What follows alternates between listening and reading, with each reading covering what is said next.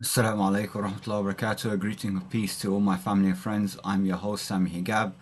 And just now, I'm going to do a quick reaction on a recent post on my LinkedIn profile, as well as I am very aware of this testimony from an IDF soldier that was captured as a hostage during this Kiddbutz Berri hostage situation. And she talks about the situation where the IDF soldiers, the Israeli army, when they arrived, they started shooting indiscriminately against them.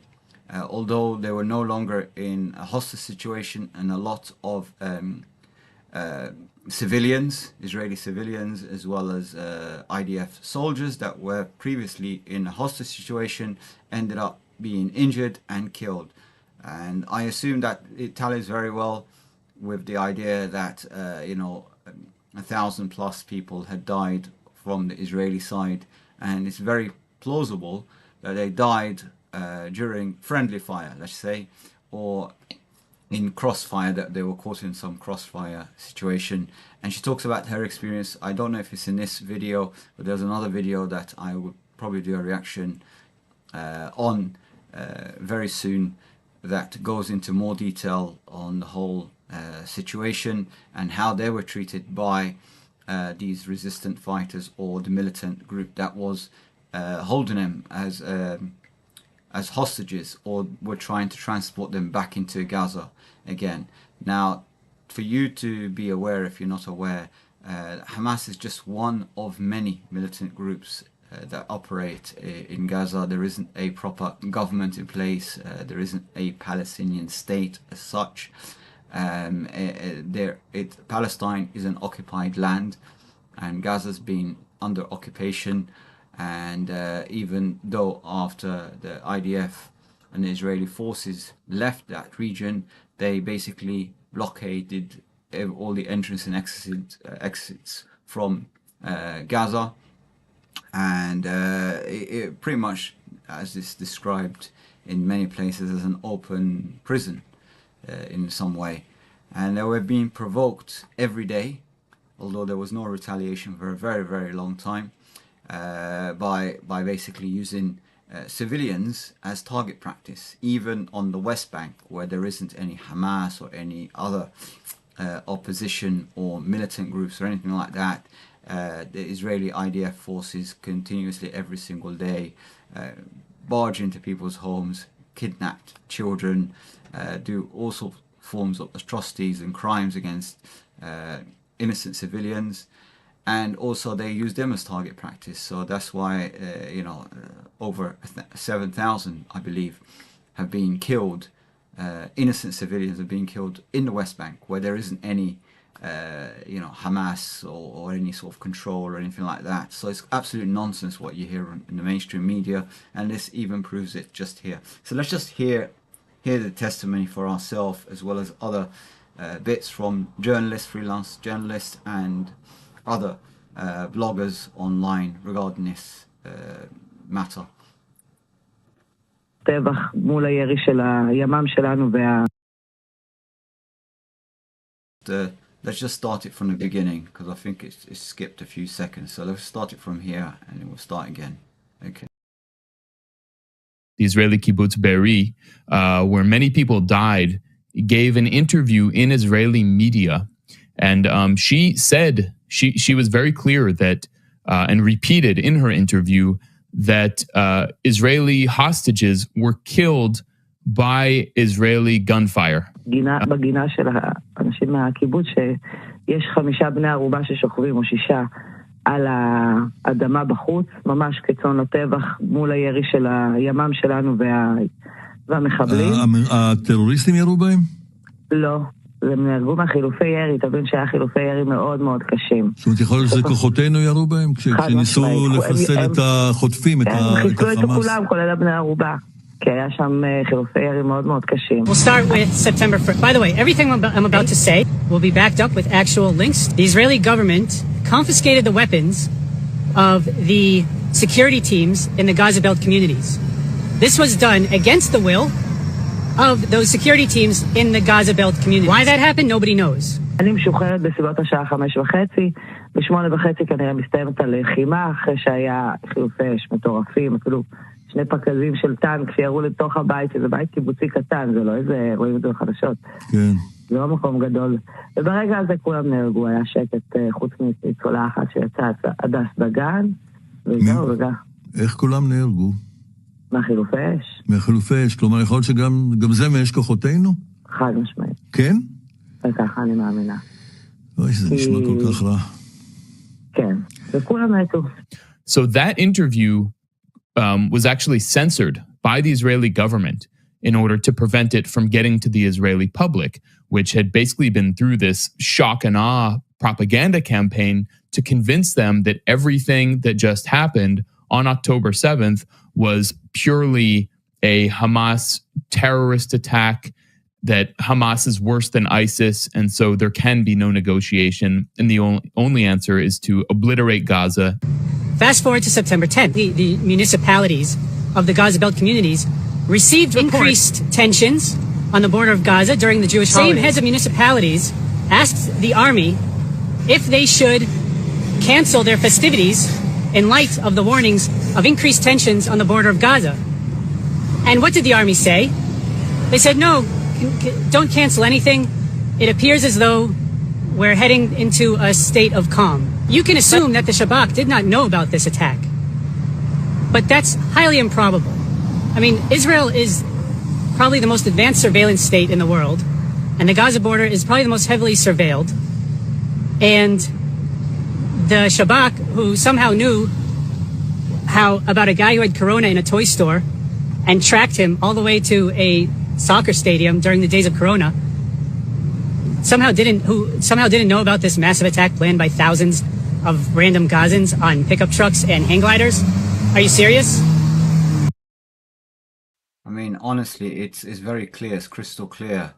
It's very plausible that it was a false flag operation orchestrated by the Netanyahu office and the government, the far-right government, to sacrifice some Israeli civilians to basically have a cause or a reason to invade Gaza and kill civilians, innocent civilians, such as the Palestinians, and they would have all the justification for ethnic cleansing and genocide and so on. So yeah, it's very sad. Any civilian life, all human life matters, irrespective who they are. I have many Zionist friends, even pro-Zionists and normal Jews, Orthodox Jews, and Israeli citizens, and I speak to them as human beings because we are all human. We're all from the same family. We're all children of Adam, and I see everyone as a brother and sister. However, in the case of someone tries to attack me, or like physical violence or anything like that, I will defend myself. I will fight back. I will not surrender. I will have to defend myself because I see that person as a criminal. So, and it's the only justification in Islam is you can only fight those who fight you. You can't attack, you can't initiate a war, you can't kidnap civilians or harm any innocent civilians. You can't even harm other creations of God, such as trees and animals or anything like that. So just think about, like if you cause harm to other human beings, irrespective of their ethnicity or gender or whatever, even if you have a different way of life, whatever it is, there is no compulsion way of life, there's no compulsion religion. God gave that freedom to every human that he created, so therefore we should respect that, and we should see everyone as our brothers and sisters in humanity. So I completely agree with them. And I do believe that the Israeli government is as corrupt as other governments around the world. They're no different. They're not angels. Just like in the Middle East, the Arab governments, they're no angels. And I'm not saying either that Hamas are angels or in anything like that. I'm sure there are good and bad people. I'm sure people join such militant groups for different objectives. Some believe that they will liberate Palestine, and it's a just cause because they're fighting the oppressor. They're fighting the occupier. So there's every justification to defend their family, themselves, and so on. And then there's others that might step out of the line, just like in every there's good and bad people everywhere, right? But I can see here very clearly that the Israeli government have basically threw their Israeli citizens under a bus, and they sacrificed a number of them for that purpose. So they created this false flag operation, just like 9/11 and all the other false flag operations that governments basically initiate to justify any sort of oppression or taking away your freedom and that kind of stuff. So it's very clear here, but let's just continue. This gentleman is just basically exposing the whole thing, and I have other videos I would like to share with you in the future, inshallah, God willing. Are you really that stupid? Do you really believe that? Well, we're told this attack happened, just a random attack. They didn't know it was coming. And it appears to have happened on the anniversary of the Yom Kippur War, pretty well on the day, because it sort of started about midnight around my time. And it actually started in the same spot. There was a particular battle that happened in that war that was right on this spot where this rave was being held. And the rave was relocated 48 hours before to this very spot. And some of the footage that came out of the rave shows that there were already armed guards there, and there was a tank there at the rave.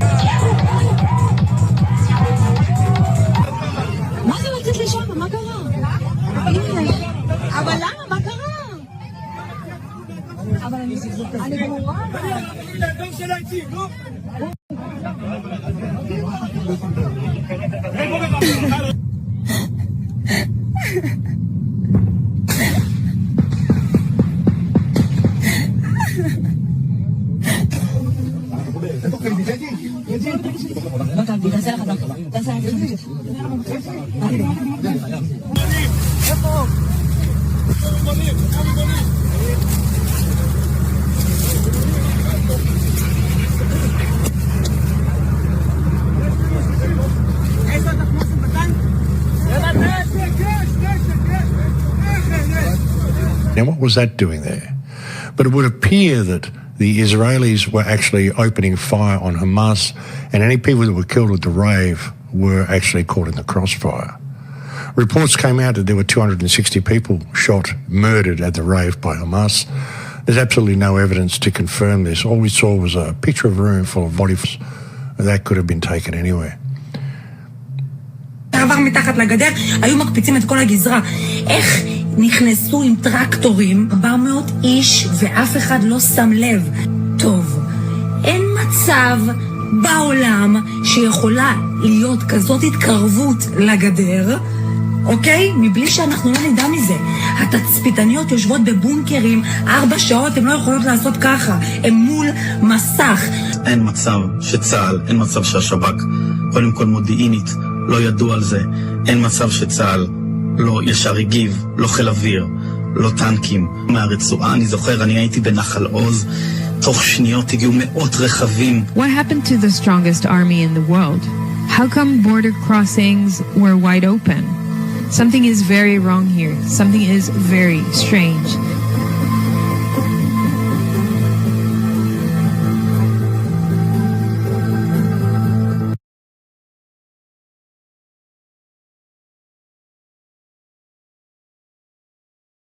The mic was off. Yeah, as you can see, here's a lot of evidence, a lot of testimony. I've got many videos just like this, which I'm going to share with you, inshallah, God willing. And I haven't got much time because I have to rush to a meeting just now. However, I want to make it very clear that we believe as Muslims, that we believe in that we all originate from the same father and mother. We're all brothers and sisters. So any human life lost is a tragedy. You know, we don't condone any forms of violence in any way, nor do I believe that anyone who professes to be a Muslim would perpetrate such crimes against any human being, even their own enemy. In Islam, we're taught that, you know, if you're in a combat situation, you can only attack or defend yourself or attack the person that's attacking you. So you get killed or you be killed. You kill or be killed. So in that situation, you're allowed to, you know, defend yourself, but only against the person that's about to kill you. You can't exceed the bounds. You can't attack someone else. You can't attack their family or attack civilians of a village or whatever. And if there's a situation where there's innocent civilians in that potentially could be caught in the crossfire, or even animals, even an animal, even if the cat was just walking past or a cow was just trying to cross the road or something like that, you can't even take the shot.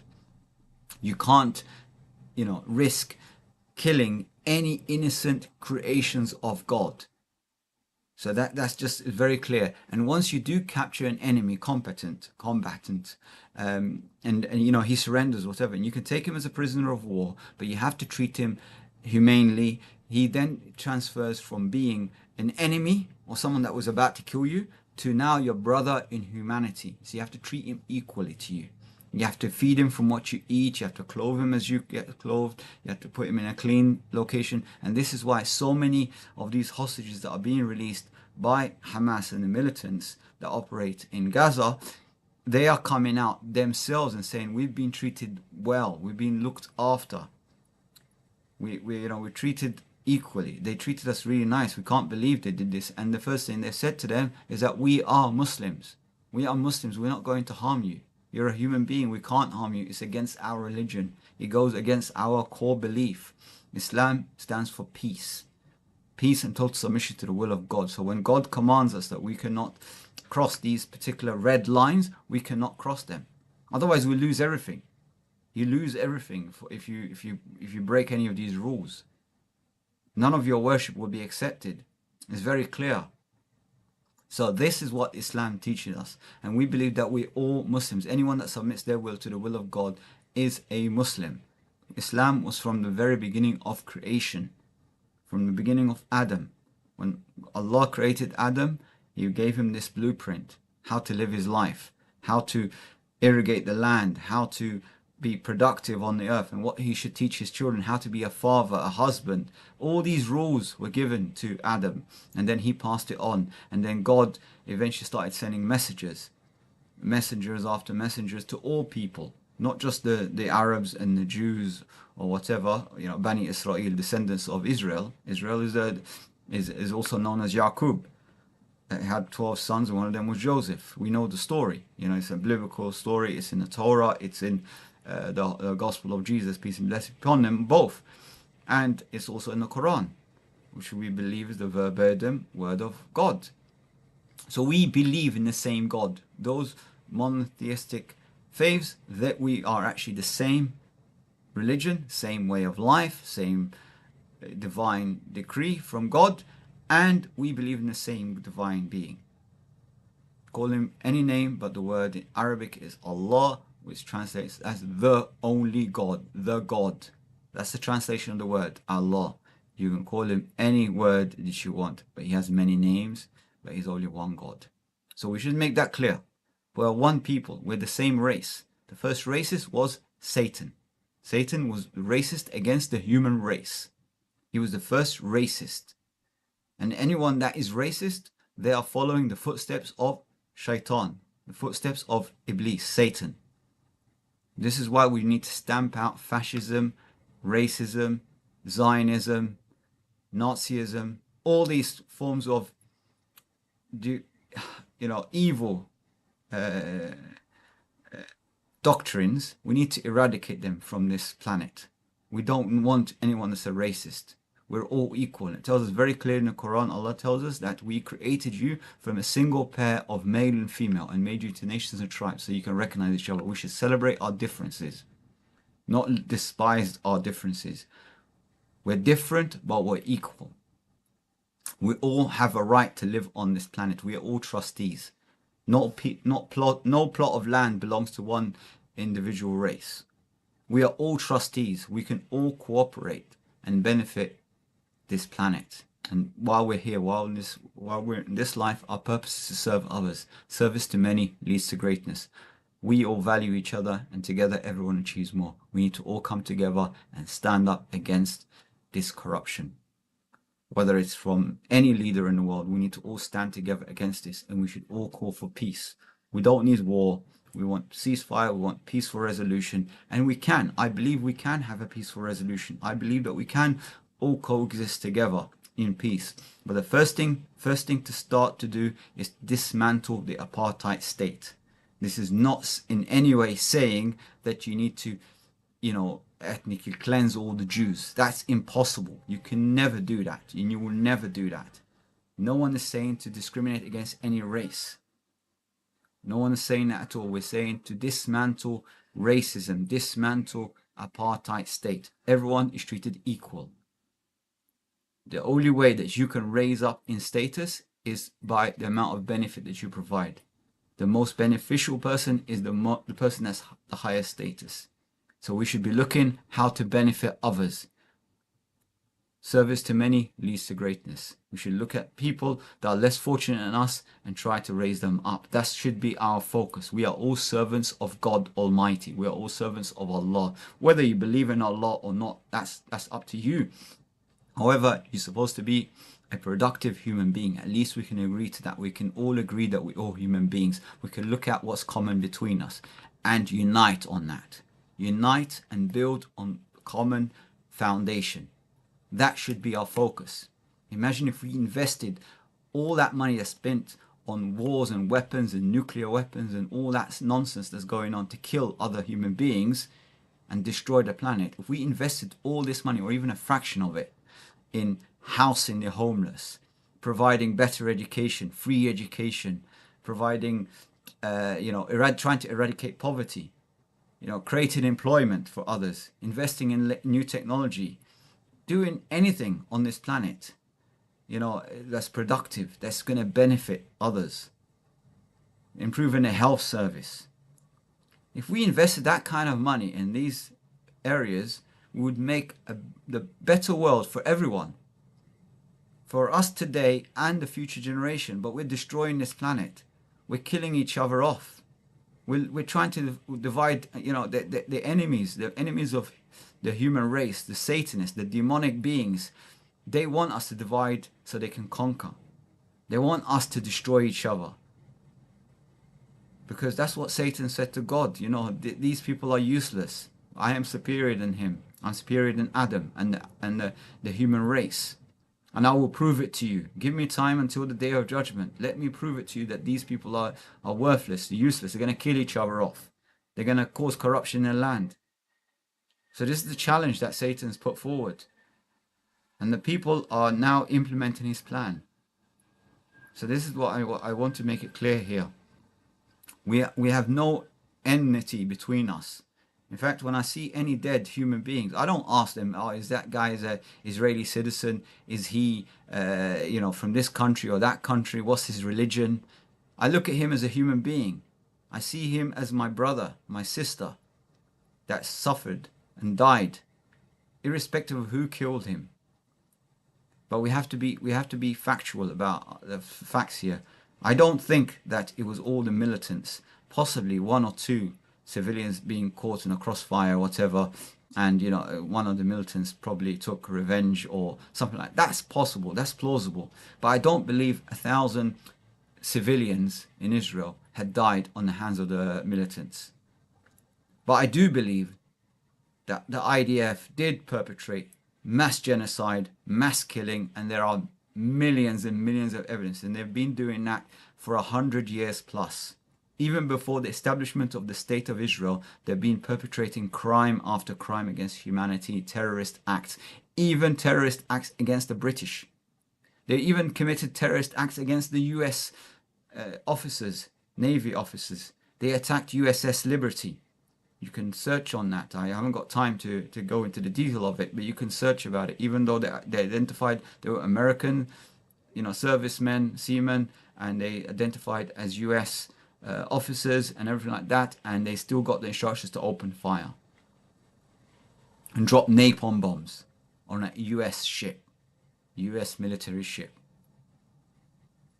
Even though it was flying the American flag, it had all the Americans' markings. They informed the fighter jets, the boats that were attacking, and all that stuff, and the soldiers that boarded the ship as well. The officers, they were saying to them, "We are Americans, and they just opened discriminately, close range fire on them. They killed as many as they could. It's only at just the last second They were saved because one of the officers that managed to survive managed to reach out to the command unit and inform them that they're being attacked by the Israelis. And this message got intercepted by the IDF, and then they retaliated because now they know that this message has actually gone through. So they are terrorists by their nature.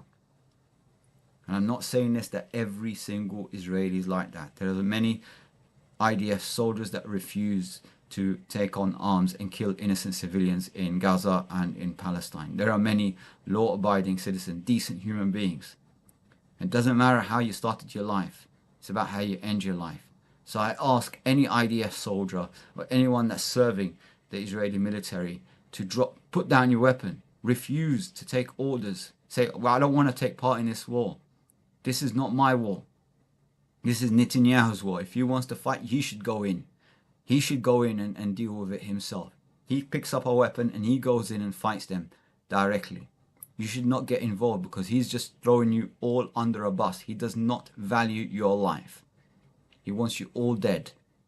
He doesn't want you to know the truth. He wants to sell you a lie and make you die for no cause. That is the reason. So anyway, I'll leave you to that because I've got a few things to do today. But inshallah, God willing, I will do another reaction video very soon.